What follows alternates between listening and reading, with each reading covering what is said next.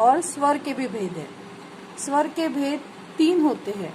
पहला ह्रस्व स्वर, जिन स्वरों के उच्चारण में कम से कम समय लगता है वे ह्रस्व स्वर कहलाते हैं। जैसे इनके उच्चारण में अ, ई, उ, रु, जिनमें कम से कम समय लगता है वे ह्रस्व स्वर कहलाते हैं।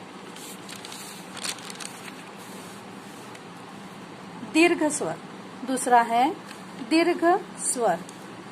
जिन स्वरों को उच्चारने में ह्रस्व स्वर से दुगुना समय लगता है वे दीर्घ स्वर कहलाते हैं।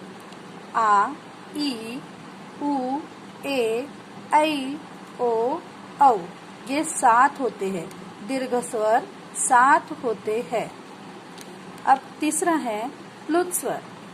जिन स्वरों के उच्चारण में ह्रस्व स्वर से लगभग तिगुना समय लगता है, इन्हें दर्शाने के लिए उन्हें प्लुत स्वर कहते हैं।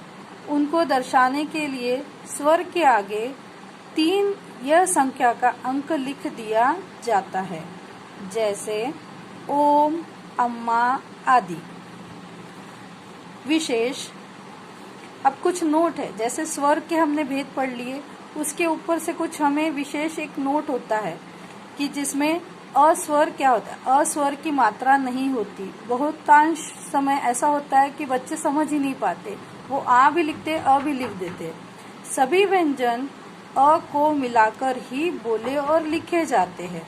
अरहित व्यंजन के नीचे हल चिन्ह, जैसे जिसे हम हलंत कहते हैं, लगा देते हैं, जैसे क, च, ट, त, प के नीचे आदि। दूसरा है र के साथ उ की मात्रा मध्य में जोड़ी जाती है, जैसे रुपया, रूप आदि। बहुत समय ऐसे होता है कि रू की मात्रा में अगर हम जब कहते हैं उ और उ की मात्रा, जैसे उ की मात्रा और बड़े उ की मात्रा लगाइए, तो बहुतांश बार बच्चे समझ नहीं पाते और वो नीचे लिख देते र के नीचे। लेकिन उ, छोटा उ और बड़े उ की मात्रा हमेशा र के साथ उसके मध्य में ही जोड़ी जाती है।